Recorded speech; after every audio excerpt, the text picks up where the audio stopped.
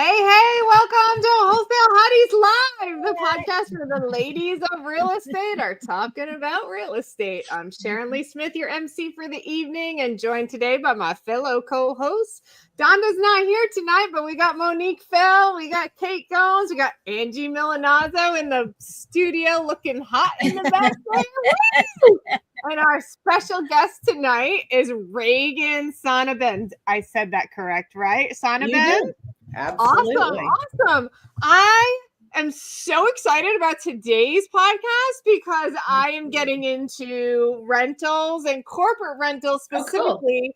I have two different properties that I've been doing like a co-living, but I really want to get into more of a corporate. So I'm excited to interview you. Hi, Reagan. Welcome to the show. Thanks for having me, guys. This is amazing. Yeah, I'm really excited too because I wanted to do corporate rentals for a house that I just put on Airbnb, but I didn't really know what to do, and I just wanted to get it done. So I hired an Airbnb manager. I think this is going to be a phenomenal night to learn more about how to take our rentals that are maybe not either monetizing or that we need to do something extra, or maybe we've got a property that we're fixing and flipping and we're like, okay, it's not working, or we're not flipping it. I got a luxury one that, needs some tender loving care, that sort of thing. And you're going to enlighten us so greatly, Reagan, to give us another avenue to make sure that everything that we touch and everything that we do is going to be monetized and be able to be successful. And the pitfalls too, like, hey, look for this, look for that. And kind of, so I'm excited too. So this is going to be great. Great night. Yes. Awesome. That's actually a great way to put it. And I'm sorry, Angie, were you about to jump in? Okay. No, I had a cough. We got a lot going on, so I didn't want to speak over anyone. But that's actually a great point, Monique, because it really is, you think about like our community as a whole, and we're all about being creative and, taking each property and really going with the highest and best use. And it's really one of, any number of exit strategies that you can use for a particular property. And, I think there's a lot of buzz around midterm rentals these days, which is great.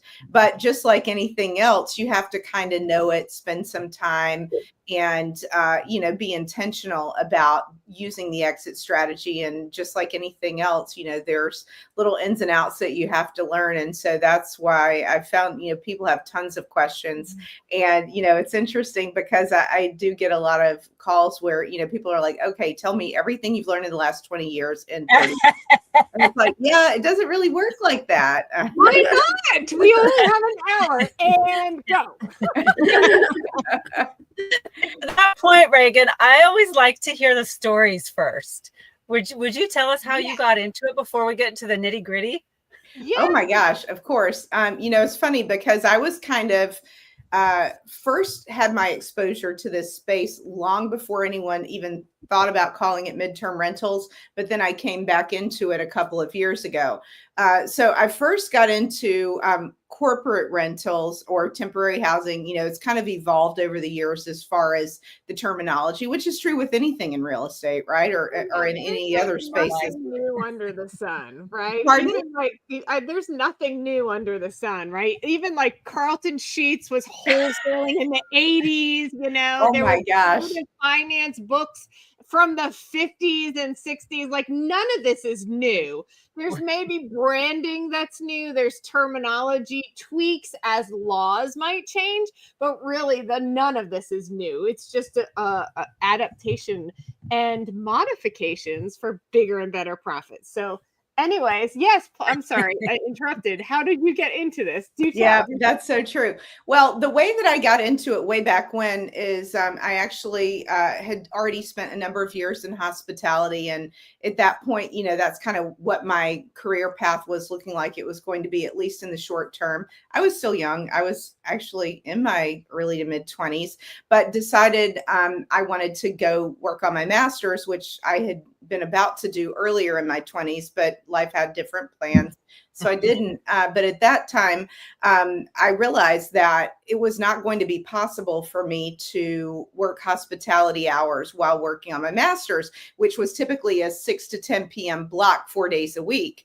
And so I made a kind of a small right turn into temporary housing is what it was called at that time.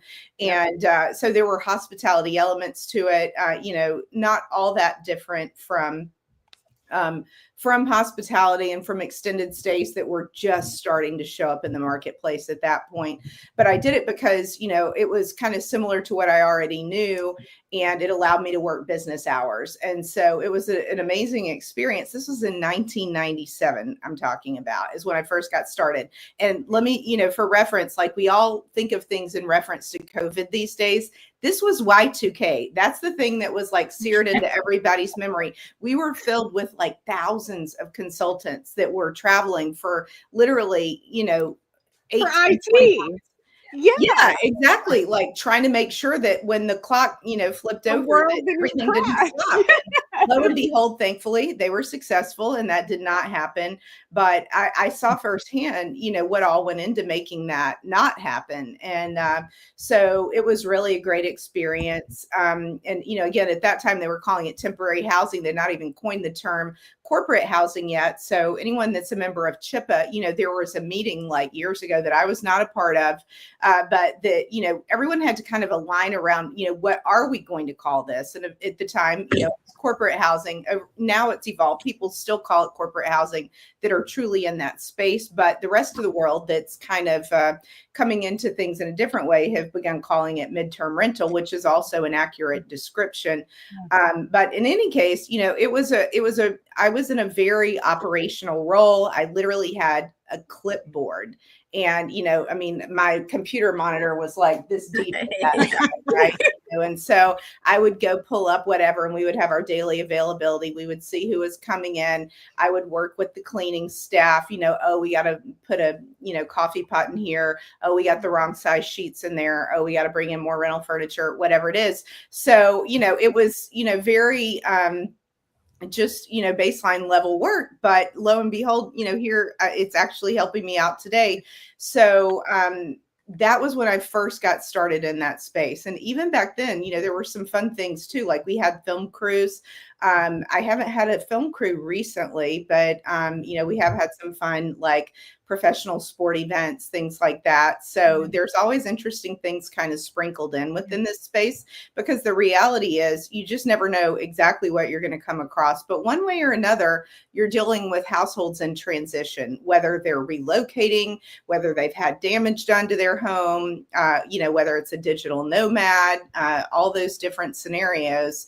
And of course, temporary work teams, which could be anything from consultants to, I actually hosted a group with PGA that was the logistics crew that was ahead of a tournament, other professional sports. So, there's just we actually get a fair amount of professional sports here in Chicago and in specific markets. So it's never a dull moment. And, it's certainly evolved a lot since then, but that's how I first got started in the space. I have a question. Okay. Where are your, the houses that you do this corporate housing? Are they mainly in Chicago? Well, we have different types of units. So when I got back into the space in 2022, at that time, I was fully focused on single family homes and still have that as an area of emphasis. But like a lot of creative investors, I like to try different things and see what works and what doesn't work. And so aside from those properties, which, the single family homes that we started off with core inventory, which is a term that you'll hear in the corporate housing space, there's really kind of two main areas. There's core inventory, which is something that you either own or you arbitrage, you maintain, you keep it furnished, and then it's your goal to keep it full. And then the other side of what you do in the corporate housing space is what's called the new setup, which typically you'll do for 30 or 120 days and up, because it doesn't make sense to bring in rental furniture any less than that. But to answer the question though, the single family homes that I started off with when I got back into the space in 2022 were focused in and around Chicago. And then gradually I started kind of just testing out a few different things in different markets. And so I did have a property in Florida that I sold earlier this year, which was a really cool hybrid actually, and which is an approach I really recommend, which maybe we'll come back to later. But then I also have an apartment in Dallas. Had another one in Illinois that I don't have anymore, and then property in Michigan. But the other thing that we've done over the course of the last, primarily the last year, is to have our database where we have a network of partners, which largely have come from the sub-2 community. And that's basically, one of the things that's kind of core about the corporate housing space, especially because of the new setups that I mentioned, is that oftentimes we'll have a need to actually go seek out a property in a specific location to fulfill a housing request that we have. And, after being in the community for a few months, because I've only been in the community for about a year. Go ahead. No, go ahead and finish what you're saying, and then I have a question about that. Go ahead. Okay, sure. So after being in the community for a few months, it just kind of hit me one day. I'm like, oh my gosh, I'm having to go out and find properties for these new setups, but I have this trusted community that already knows me, understands what I'm doing, will rent to me, because not every property manager or property owner will allow a corporate lease. So you're having to kind of like sell them on like what we're doing if it's not a property that's done that before. So there's that, but then it's also like, wow, this could really be a win-win, because everybody in this community has properties, whether it's single family, small multifamily, large multifamily, that they want to rent. And the beauty of, someone that doesn't necessarily normally get into the midterm rental space renting to someone like me is that they can improve their cash flow, because if they're, say allowing me to rent it for 6 months instead of a 12-month lease, then of course they can command higher rents for those shorter leases. So my thought was, wow, let's open this up so we understand who wants to make their properties available. And, to date, we're around 300 properties from creative members and others that we have in our database. And honestly, that's not even an accurate number, because we have like representative units from larger multifamily properties. So for example, if you have a property that has 50 or 75 or 100 units. Today, the way we're doing things is we just have like kind of a pin in the map. So in reality, there's a lot more units than that. So sorry, Sharon, go back to your question. No, I'm absorbing it all, and I'm just hoping my ADHD brain remembers my question. That's all. No, but realistically, so you've got this database. Let's say someone like myself has a property that, okay, maybe I would rather, give it, right? Put it in your database to rent out. But so are you then doing like a master lease with those homeowners, and then you're finding the tenants? And if that's the case, are you paying them a monthly fee or whatever, or is it just when it's occupied? I'm sorry. No, I'm really interested in this. Like, I do think it's scenario. People. Yeah. Like when it's occupied, do they make money, or when it's they just have the flat fee? Here it is, and you guys handle the rest, or like how does that all work?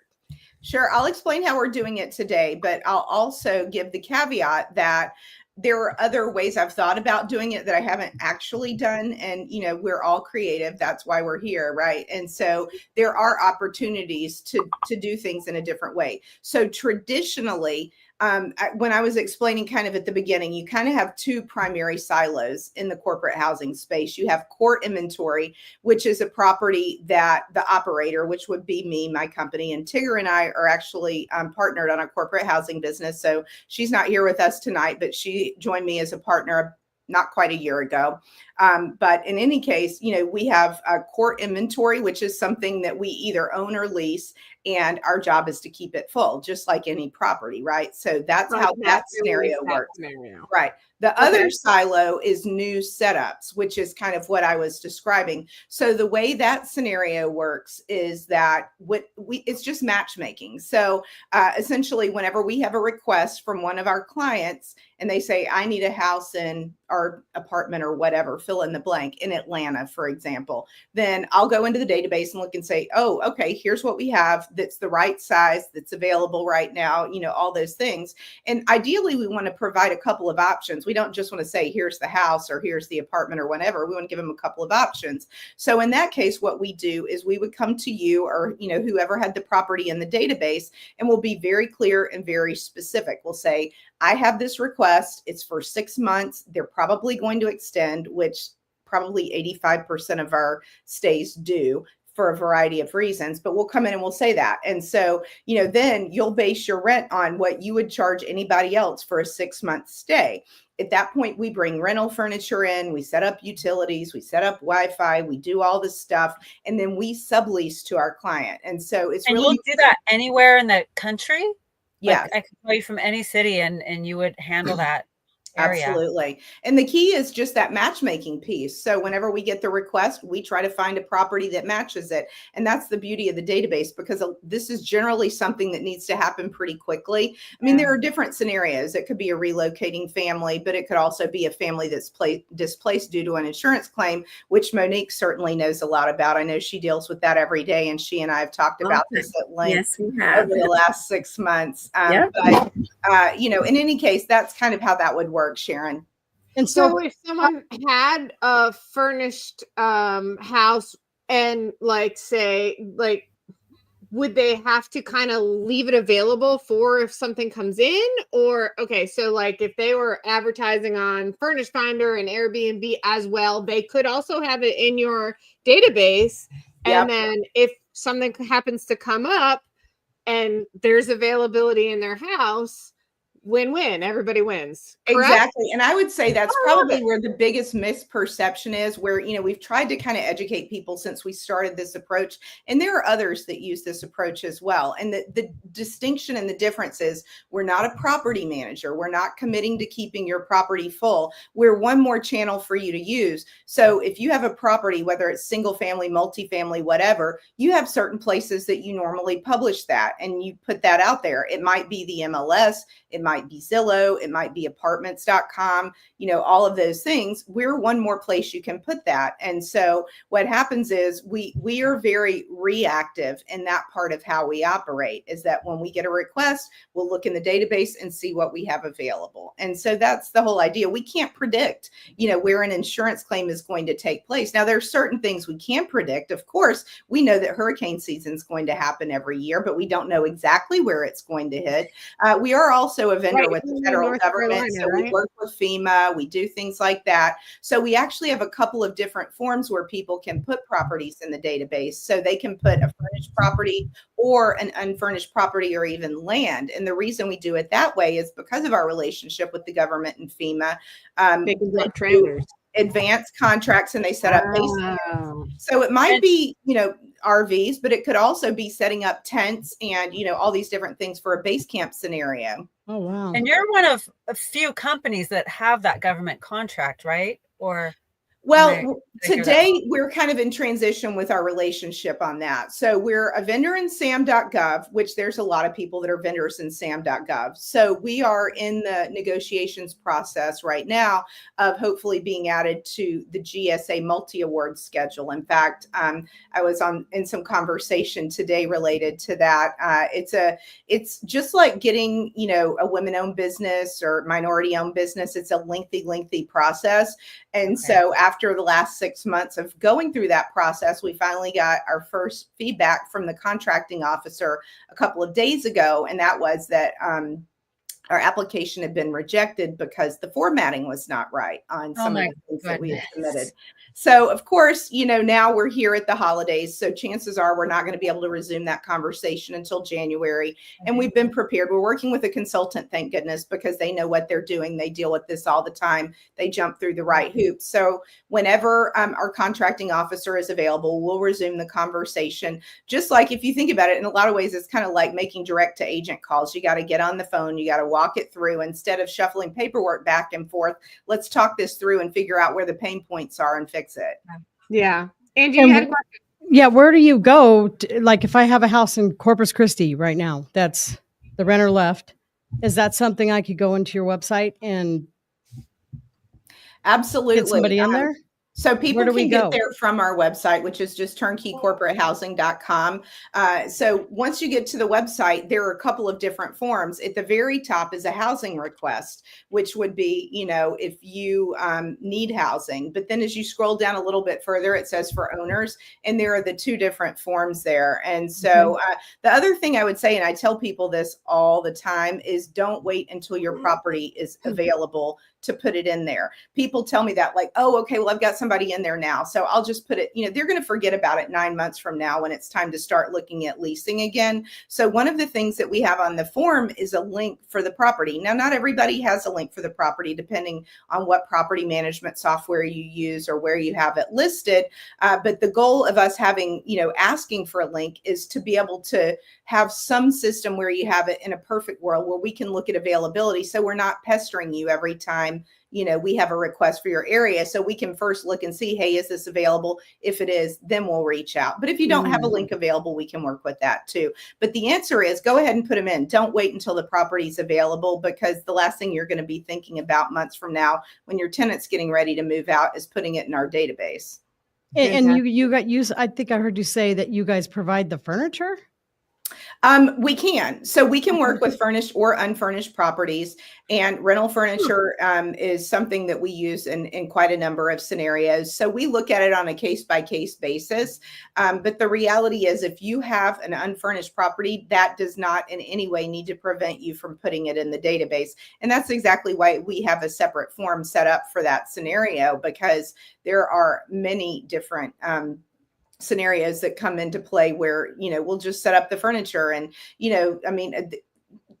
there are certain areas that maybe there aren't vendors there, but bottom line is you don't have to worry about that. We take care of getting the furniture in there, and you would just rent to us like you would rent to anyone else. The only thing that's really different is that we have a standard addendum that we use that kind of outlines some service level agreements and the fact that you're giving us permission to sublease. And then you don't have to worry with the communication side of things, because we step in and we deal with that. So we're that middle level. So, if the HVAC is out, then we'll kind of try to triage that first before reaching out and, or any of the other things that happen kind of in between point A and point B. And of course, you have reliably paid rent, because we get all of that taken care of. We have our systems that we work with and have things set up on auto pay. And for the most part, you just set it and forget it, and that's it. And is that only when you have a property that is not furnished? So that if it's furnished, then you're not subleasing necessarily. Because you're not managing. We sublease those too. So we sublease every property that we work with for the scenario that I'm describing. Reason being that we're working with, our clients, that we have a handful of clients that are the vast majority of our business. So we can't just say, okay, here's this lease, and then that's it. Like if there's a service call, if there's an ongoing issue, if there's any number of different things, we have to be in the middle of that. So there's a lot of controls that go on in the corporate housing business that people don't realize that are there, that don't necessarily take place in the same way, just in, traditional property management or, mom and pop landlords, or if you have a fourplex or whatever the case may be. There are some things that do take place, but, all property managers are not created equal. We have to know exactly the quality of what we're delivering. We need to know that on the front end. We need to know every communication that takes place in the middle. We need to know the satisfaction is there. We need to get feedback. So for example, before one of our clients moves in, we have a standard form that's completed by the cleaners. Usually there's an inspector or maintenance that comes in after that. So we're collecting photos all around the property, but not just like, here's the picture of the bedroom. Here's the toilet lit up. Here's the refrigerator open. Here's the stove open. Here's the microwave open. So we know exactly what's under the hood there. Yeah. Wow. Nice. A lot of information. Can I ask you a question, Reagan? Sure. I actually have a few, but I'll just do one right now. Okay. I'm a little confused. Like, so if I'm a homeowner and I don't want to have to do anything for my home, do I need to have a property manager who then, puts it on your website and works with you to place a tenant? Is that how that's situation? would work? Theoretically, yes. And we do have some property managers that we work with. In fact, that's a whole different rabbit hole that I don't know if I should go down or not. But I will tell you that we have a handful of property managers that we work with that deal with, large numbers of properties. And smart property managers and smart unicorn realtors, if they have a property that is getting to a tricky time in the season or something like that, instead of just, taking it off and leaving it off the market for 4 or 5 months, what they can do is then give it to us, make it available in our database, and hopefully we'll be able to fill it for a few months during that little interim time. But the property managers that we work with, so, kind of to your question, we are not a property manager. We're not licensed to do that. We have a separate business that we operate that is distinct and different from being a property manager. And so that is one of the biggest points of confusion, I think, and we do our best to try to set it straight, but somehow people have something in their mind that they're expecting that's not necessarily the reality. And so what happens is, no, we're not, committing to keep the property full or what have you. So when property managers kind of layer in and then they take properties and put them in our database, again, it's just one more marketing avenue. So if you can imagine that you might put it on apartments.com, the MLS, and Zillow, also list it with us.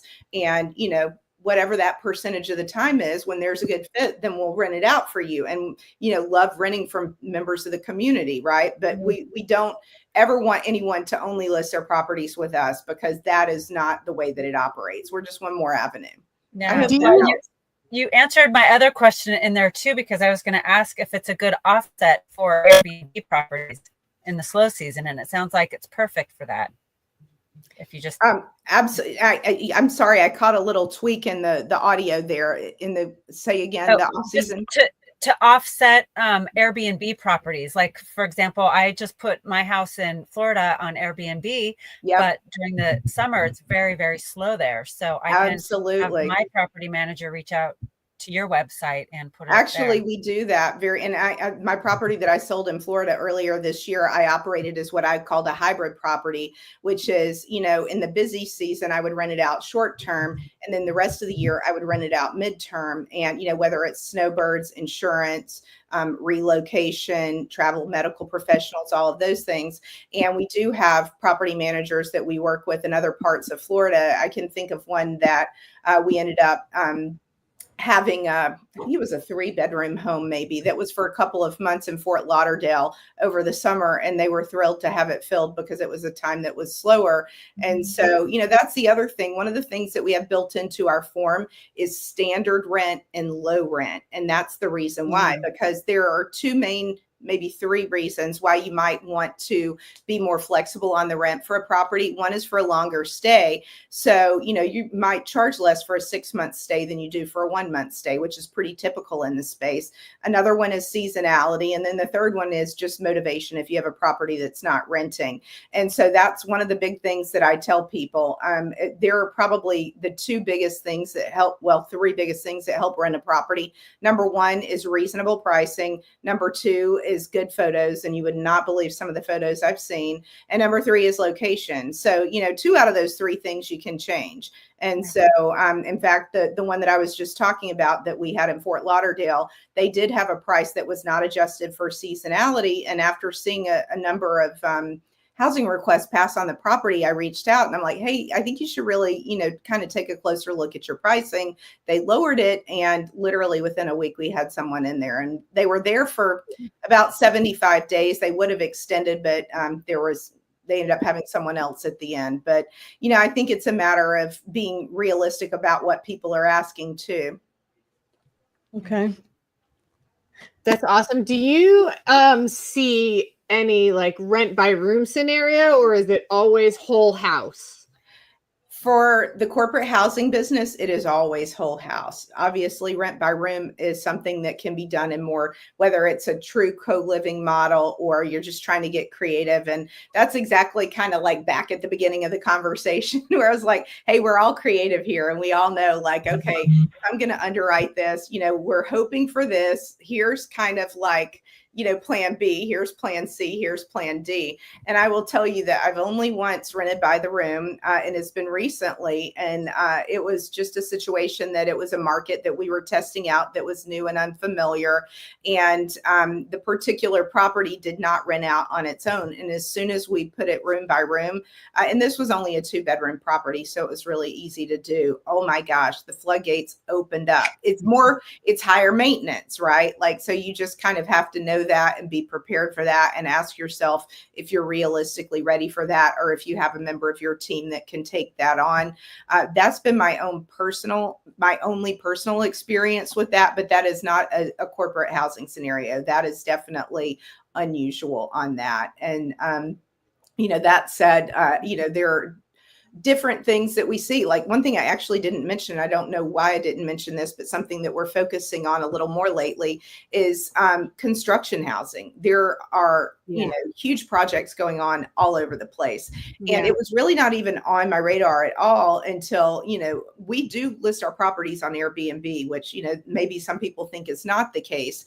But you can set properties up on Airbnb so they have a 30-day minimum stay, which might be by preference, or it might be by local regulation. I have a few properties that it's required to be a 30-day minimum, but you can put them there. And that's a great marketing tool, because then, you get people in, you find out, oh, hey, I have a group that's part of a commercial painting business, and they paint warehouses, and they're in the Chicago area all the time. And it turns out they're actually part of kind of almost like our community, like their own little coalition. Right. And they've got 40 something crews that are constantly in and out of the area. And so, regardless of where you're renting to people, just have those conversations with them and build those relationships and understand, because marketing is definitely a bigger piece of a midterm rental operation. It is not generally the same as just put it on Airbnb and rent it, and then that's that. You really need to be very mindful about learning, what are the drivers in the area, those economic development things that are going on, what are new offices that are being built, what are the hospitals that are close by, who's relocating people, all of those things. When you say corporate rentals, are you also talking about traveling nurse professionals and that type of thing, or more other, like consulting and IT, whatever? Really, it's all of the above, because what generally happens with travel medical professionals is that they do rent on their own, as opposed to going through like a relocation management company, like what might be the case for other scenarios. So, truth be told, every company has their own way that they handle things. And, one of the things I've been trying to educate businesses on that work with us is, the benefits of having a managed lodging program, because I see a lot of businesses that say, hey, just do your own accommodations, and we'll reimburse you, or whatever the case may be. And by not having a kind of a managed program, preferred vendors, things like that, then sometimes they're overlooking some savings. Let me take a look here. I see we've got a question. Rachel says, in your experience with corporate rentals, which state do you find is the busiest or most in demand for this niche, and what factors make it such a hot spot? Great question. Yeah.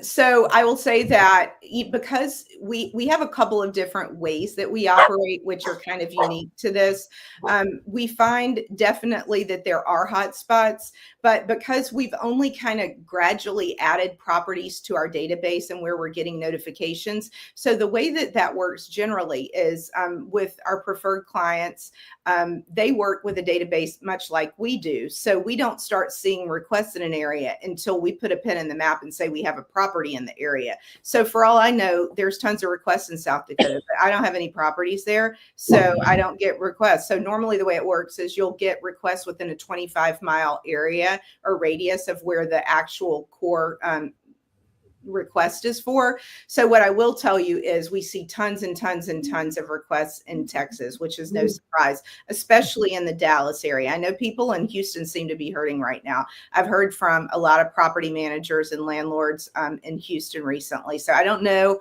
exactly what's going on in that market there, if it's saturation or what it is, but I definitely hear and see that people are trying really hard to get their properties rented. It's the exact opposite in Dallas. You could rent just about anything out there right now. And for the last couple of years, I actually have one friend in this space that when I first met her, she had, I don't know, 6 or 7 properties in and around Dallas. And one of the things I've learned in the approach that she does, she has lower 20s in properties now. They're all single family homes, but clustering properties is a really great approach, because what happens is you do see those hot spots of demand and you know it's going to be consistent, and you can go with plan A or plan B. But what happens so often, and it's painful when you operate midterm rentals, is you have this property that's like a hot property, but you can only rent it out once. And so, you know, you rent it out for 6 months and then all of a sudden you keep getting more requests. So the way that I've done, and a lot of other people in the space have done, and this is what leads to a lot of arbitrage as well, is, hey, you know, we're still getting lots of demand for, let's say, Plano, for example. We get, you know, requests for Plano all the time. And so, you know, we just keep adding properties in those areas as best we can. Or sometimes you'll see us go out, you know, into the public Facebook group or into the Sub2 group and say, hey, does anybody have a space in XYZ? And when we do that, it's because we don't have something in the database to fill a specific request. But in and around Dallas, especially the north side of Dallas, is definitely very hot. Definitely Atlanta, definitely Nashville. We get a ton of requests in San Diego. San Diego's a little prickly because just finding, number one, it is a very hot market, but also a very high price market. And so that can be very tricky, especially because there's a lot of Department of Defense business there. And so you have to bear in mind per diems and things like that. So tons of different factors. But, you know, the reality is, I think that some of these other markets will have better insight over time as we have more active properties there, so that we're getting a better view of what's actually taking place. You got another question. Mm-hmm. All right. Rachel says again, Reagan, what states do you find to be the most popular or in demand when it comes to corporate rentals, and what factors contribute to their high rental activity? I just heard a lot of Dallas. So Texas, obviously. Yeah. Where else do you see? Yeah, those markets that I mentioned are the ones that we see just overwhelming. And North and South Carolina as a whole, like those entire states are just booming. And do you think those particular places, because we happen to have a lot of people in our community in those locations, so that's who's coming to you? Or do you have a lot of people outside of our community as well as a resource, as a vendor, you know, that's a really interesting question. And, you know, it is not just because of our community. Certainly, you know, there is a lot of activity there. But one of the things that I struggle with is trying to put more emphasis on hearing what the clients are demanding as opposed to the properties that are being brought to the database, because we have to have both. So we can have 1,000 properties in the database, but if we're not matching those properties with the demand that we're getting, then it's all lost. You know, there's different ways to go about that for sure. But if you do, you know, any reading, and we all do, of course, you know, we're all hearing and reading constantly, like this market's hot, that market's hot. And, you know, there's definitely a ton in both North and South Carolina. Colorado, I would say, is one of those areas. And Angie, I'm sure that that's of interest to you too.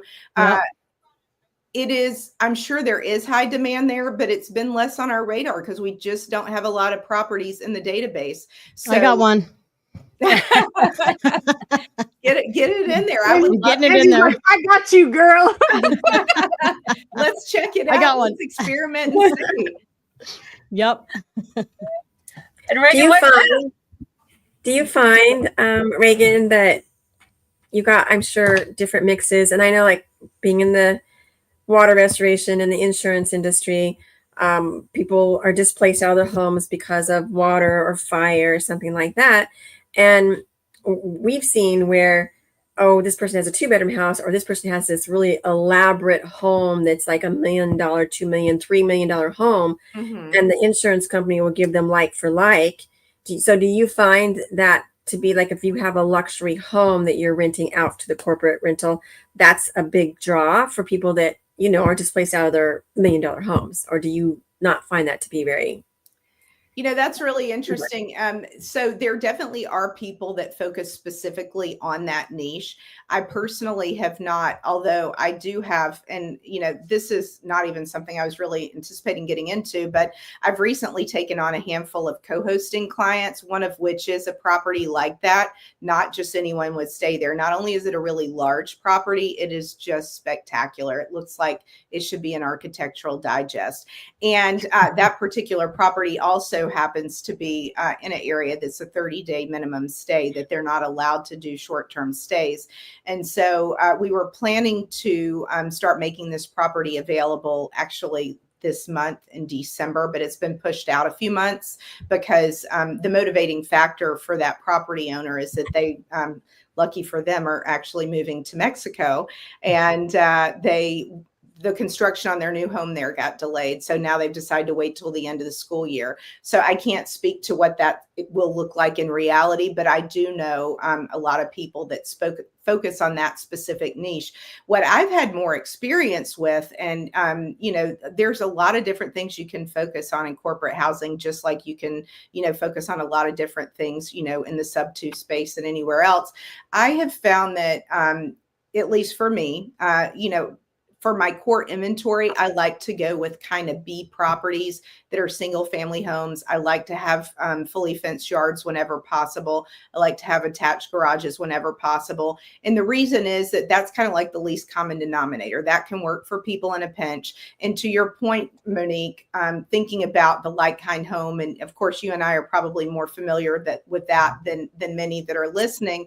But it can be really tricky because in theory, yes, you should get a like-kind home, but is that available? Not always. And so I've had a number of families that we've put in properties that were not truly a like-kind home, as far, maybe the bedroom count was the right or close to right, but it's just not the same quality. And it's just a matter of what's available. And so, just thinking about carrying that overhead for a core inventory unit and the demand and the ability to work with different markets and who all could house there, different types of avatars, that I've just found that B grade properties work really well. And so I've definitely had those cases, and I can think of two in particular where I've had people staying in a property that, they wouldn't have chosen that property if there was another one that was available that was a true better fit closer to their own home. But there's not just what's written into the policy itself. Like, yes, they should have a like-kind policy, but they also have a limit on that, just like they have deductibles and other things that are built into it. But, you could have that written in there all day long. If there's not a like-kind home that's available within 5 miles of your property, you can't, just wish it to be. So sometimes they have to take the closest thing that's available.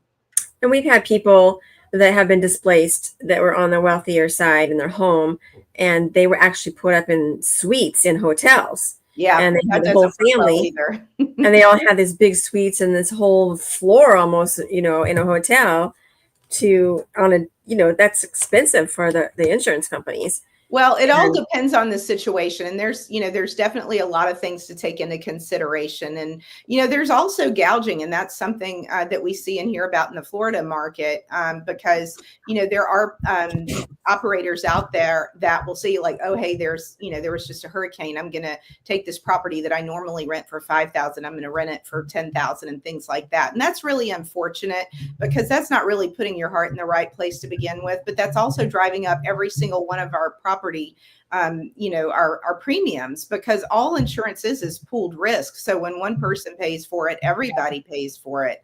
But there's definitely just so many different things that you see as far as the realities of that. I see Rachel's question about townhouses. I find that townhouses are kind of like that scenario that I was describing where families can make it work in a pinch. And I've seen a lot of situations where families made things work. In fact, one of the ones I was thinking about is a duplex, but the way this duplex is set up, it's really more like a townhouse. And I found that most of the families that have stayed there would have preferred a single family home, but they took a duplex because it was really the only thing that was available in this immediate vicinity. And if you think about it from the families that are staying in the properties, they have different things that matter. Yes, it's how many bedrooms and how many baths. And yes, do they really want stainless appliances instead of white appliances? Most of the time, yes. But can they live with it for a couple of months? Probably so, especially if it puts them closer to, one of the 3 schools that their 3 kids are in, and they're having to drive kids around and all those different things. And, so there you kind of see that they start to have a hierarchy of what's really important and, what do they really want versus what can they deal with. But the other thing that's kind of tricky about insurance is you have to know that there's a dual approval that has to take place. First and foremost, the adjuster has to approve it. Nobody sees it. Nothing else happens until the adjuster approves it. But what I've seen is we've gotten more rejections from families, not from adjusters. And that's all those little things that it's kind of hard to get to. Do they have to have a fully fenced yard? Do they need to have a bedroom on the first floor because they have a parent living with them that has limited mobility? Things like that. So there's so many things that come into really making a good match. Well, and Reagan, what about townhouses just for regular corporate housing, not necessarily insurance, but do you see a lot of singles or just young professional couples in the corporate housing space? We tend to see kind of categories. And what I mean by that is most of the folks that we deal with in the true corporate housing space that are corporate relocations or consultants, they tend to, it's interesting actually, because we get a good mix. We get about 1/3 of the requests that we see are for 1 bedrooms, 1/3 are for 2 bedrooms, and 1/3 are for 3 bedrooms and up. That's very broad numbers, and that's just looking overall. But there are so many different scenarios that are driving that. So a lot of them are consultants working on long-term projects. A lot of them are scenarios where it is a family, it is an executive that's relocating, but maybe, the mom or the dad, whoever the one is, that's being relocated, is coming for the first few months while they're looking for a home until this, the school year is out, and then the rest of the family will come later, and those sorts of things. But one of the other things that I've found, and this goes into that whole what can work versus what's a perfect scenario, a really good sized 2-bedroom, especially if it does have a basement or an office or something, is one of those that can kind of be a least common denominator that can work for a lot of scenarios. I've seen lots of families that wanted a 3-bedroom that settled for a 2-bedroom because it was closer to the location they needed to be for their kids' school or for any of those things. And Location, right? Absolutely. And I'm surprised at how many requests we see for households that have multiple adults, 3-4 adults in the household. And so, the needs that they have for that are different. So that comes into the bathroom layout as well. There are times where someone's like, okay, I can deal with a 2-bedroom, but it has to be 2 baths. So you can imagine, if you've got adult kids or whatever, you're like, okay, fine. People, you can take a dining room and make it into a bedroom if you have to, but people need their own bathroom in that kind of situation. So more bedrooms, more bathrooms is going to be in more demand than the smaller ones, or not really? You said not really, because huh? You do have those, travel medical professionals, some of those other kinds of scenarios. You would be surprised at the number of 1-bedroom requests that we see coming through. And I kind of thought that would be the case too for quite some time, especially when I was focused more on single family homes. But now I've realized, just like you need to have asset classes in your own portfolio, the same thing is true here. Mm-hmm. Do you find that a scenario might occur where, hey, this person isn't working out in the home, they're either not paying, or they're not they're tearing the house up, or they're complaining too much, or something's going on where it's like, man, I got to get this person out of here. Is it a normal eviction process, or is it, hey, this is just a contract for 30 days. They're out within 30 days. We have to wait till the 30 days is over. What does all that look like? Can they just sit there and not, I'm not leaving, and then you have to go through a whole eviction process, or is it a different animal because of the type of rental? It is unusual in this space to have that scenario. So, that said, like if someone came in and put in a housing request from our website and they didn't come from one of our main clients, we're not going to turn them away. We get a lot of families that are self-paid that have a house under construction, or they have a renovation, things like that. So even though that's where you kind of get into, do we call it temporary housing, corporate housing, midterm rental, whoever it is that has a need for a 30+ day stay, we'll accommodate them. It might be a digital nomad. So I would say that we don't run into that as much as probably your average landlord does, because the vast majority of our bookings do come through our preferred clients and, the clients that are our bread and butter. And in those scenarios, whether it's an insurance company or an employer, if there's different scenarios that occur. Oftentimes what will happen is most of the time we'll still run a background check on the tenants because, for a variety of different reasons, it's good to do that. But there's a letter of responsibility or, that's accepted by either the insurance company or the employer. So you kind of have dual protection there. So our experience has not been that we run into that, but theoretically, is that possible? Absolutely. So, I would encourage anyone who's operating a midterm rental business to still scrutinize and use, the same fair housing standards that you would for every background check, every credit check, every, income requirement that you would for any other rental that you would put out there. Because, here I am in Illinois, and it is not easy to evict someone if you need to. I read about this stuff all the time, but I've not had to experience it personally. Same here in Colorado. Yeah, and not only that, depending on not like you're saying, learning the fair housing laws and whatnot, but learning the eviction laws in the state of that property, because or I even know by the county, like here in the Chicago area, it's different in the city of Chicago versus suburban Cook County versus other suburban counties, and then you layer in, whatever the statewide regulations are. So I do find that there are a lot of mom and pop operators out there that really are leaving themselves open to liability because they don't fully understand all of those things. And, you really have to as a business person, because otherwise you might get lucky a few times, but if you don't understand all of those ramifications and the regulations and the requirements, you will sooner or later end up with a problem. Oh yeah, that was me. Don't get me started on insurance too. I mean, we're talking about insurance from insurance clients, but also, as a landlord, as a corporate rental operator, you need to make sure that you have the right insurance, that you have, not only the liability, but the E&O and all the other different things that you need to have to fully protect yourself as a business. Yep. I have another question if nobody else does. Go ahead, Kate. Sometimes it's hard to know when to interject here. I'm curious what a landlord could make. Like, say I had a property that would rent for, say, $2,500 as a long-term, unfurnished, normal rental. Would I be getting the same if I rented through you, or would I be getting more? I kind of think I understand the question, but I think there's a couple different questions there. So you'll see a lot of times, like we all see properties that are listed, in the public Facebook group, in the sub-2 group, and they'll say STR, MTR, LTR. Right. Don't let anybody tell you there's a formula that works for all scenarios, because it does not. It's not like you say MTR is 1.5 times LTR and STR is 2 times, because there's a lot of different factors that come into play. You get into much more economic development data and looking at things like that, looking at the overall population of the area, looking at, where it's located, because 10 minutes away can be very different based on, the neighborhood, the ease of access, all of those sorts of things. And there's a lot that comes into play as far as saturation. So it's exactly what I was describing with, these properties that under other circumstances, if there was a luxury property available, they might have taken that, but there's not one available. And so, just the supply and demand within the market comes into play. The level of finishes come into play. You could have 2 houses that are 3 doors down that go for entirely different amounts because they're finished differently. They have different amenities. They might have a different layout, all of those different things. So it really is like comping properties like we do, when we're looking to buy a property, and having to take a closer look at that.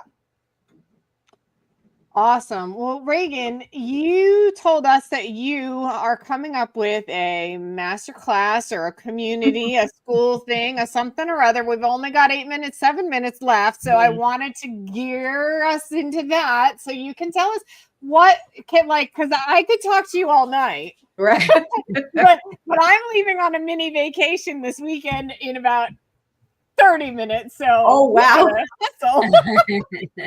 Wow. We've got a time limit here. So Well, thanks for making time for this. Wow. Girl, no, absolutely. I could talk. I think we're all very, very interested in everything that you have to say tonight and very excited about it. So tell us about your upcoming, you said it's a master class or community? It's a workshop. It's a 2-day workshop. Yep, exactly. 3-day workshop. Honestly, I got this idea from Pace. He's been encouraging all of us in Owners Club to take our areas of expertise and kind of share it with the masses, but not the masses, because we are having it limited to 15 people that will be students in this class. So it's not, a full-blown mentorship. It's not a full course. What it is really an introduction to get people started. But I also recognize that we'll have people at different levels. There's a lot of people that are interested in midterm rental. They've heard about it, but I get, like what we've experienced here in the last, 55 minutes happens a lot. It plays itself out. I was just at this amazing meetup last night that was, the Chicago area, all the different meetups together. And, I inevitably, when I go to a meetup, everybody has a lot of questions about midterm rental, which I love, but it's not always like, oh, okay, this is going to be this, quick little 5-minute answer. So what this workshop is about is really sitting down, being serious about it, being intentional, getting into the nitty gritty and taking action and taking a look at real world scenarios. But the other thing that I'm excited about that we're doing at the end of the workshop is that I'm planning to host a meetup as well. And so what I love about that is, we all hear your network is your net worth and being in the room with the right people. So instead of at the end of that workshop, just saying, okay, great, bye guys. No, we're going to have that meetup and hopefully people can make good connections, because one of the things that I've seen more than anything in putting what I'm doing in corporate rentals together with this amazing community is that they work so well together. Because if you think about anyone that wants to operate in the corporate rental space, they need properties and, they need the right properties. And sometimes, they need partners and landlords that understand them and the way they operate. So that's one of the reasons that I, feel just so incredibly fortunate to be a member of this community that is just so giving and like family to everyone here. And so that's really what makes the best partnerships, is having people that understand you and what you need. And also that whole, what do you have and what do you need thing, because we all are bringing different things to the table. So that's one thing I'm excited about with it. So 15 people, that means you're doing this monthly, right? And when is it? Yeah, when is this? Oh, right. Yes. So this is the first one. Is going to be January 25th and 26th. And after that, we'll see. In person? It is in person, yes. Okay. We may end up offering a virtual option. I've heard from a lot of people that are, really want to come, but they're not able to for one reason or another. But the other thing I'm excited about with it is that I am in Chicago, and I know most people in their right mind might not be like, I'm going to leave California in January and go to Chicago. So I'm actually hosting it at one of my properties. It's a vacation rental. And I did it that way to make it a little bit more like a retreat. People will stay other places other than, Owners Club people or speakers or people that choose to stay there. But we have an indoor pool and hot tub, and it's on a wine trail. So there's a lot of fun things that people can do to kind of make it a little more of an event if they choose to. So are you keeping it limited to Owners Club or sub 2 people? Oh, no, we're happy to welcome others. 15, you ready? Right, exactly. So, I hope we blow it out, and we have a waiting list for next time, but that's where, we'll offer that virtual option as well. So if we fill up and don't have more space, or, people can't make it, but really want to be there. And we do have some really cool presentations that will be taking place as well. Aside from just me, I've got a software vendor that we partner with as a development partner, and the founders are going to be there to not only share what they've been building as kind of a niche product for the midterm rental space, but to hear what people are saying and the challenges that they're facing. Birdie will also be there. She'll be presenting on midterm rental design. What about Nita? Yeah. And actually, I was just speaking with the folks from Fractional yesterday, and they've offered to present as well, because just like the rest of us, people need funding if they want to buy a property and turn it into a midterm rental. So we're not sure yet if they're actually going to be coming in person or virtually, but that factors in as well. So this whole ecosystem that we have going in our amazing community, that's part of what's going to be infused into the workshop. Love it. And you're having a giveaway, or you're having something on Instagram? Well, so we're actually kind of right at the end of that. So I'm glad you brought that up, because I kind of pushed the date out. So yes, what that is actually just something, and I have to look, I think I changed it to tomorrow. So do it now if you want to. But the giveaway is whoever shares a post about their excitement about the workshop and share, one challenge maybe that they're facing or one question that they have about midterm rentals. Whoever will go ahead and do a post, share the link with me, and whichever one is submitted that gets the most engagements by, it's actually Sunday. I apologize. I forgot where I changed the date. So Sunday, the 22nd is the deadline. That's when we'll be doing the drawing, or not even drawing really, but the contest, if you will. Whichever social post has the most engagements by then will win a free seat. Yay. Oh. Yes. That's exciting. So thanks for reminding me about that. Yeah. Sounds like it's going to be a blast and very informative. Absolutely. So yeah, really excited about that. And then after that, I imagine it will end up being, maybe quarterly, maybe monthly. We'll see how it goes, because I certainly know that people will be after that getting ready to get to squat up. So always exciting things going on.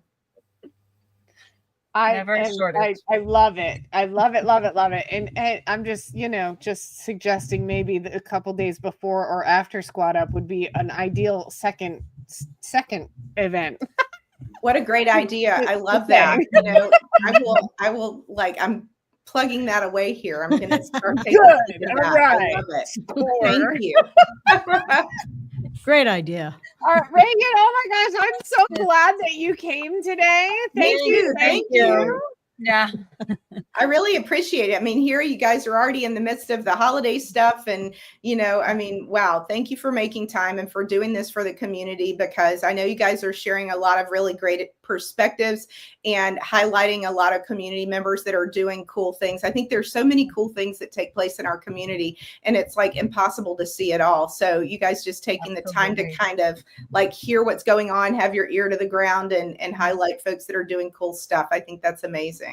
And you're obviously a real pro at what you're doing.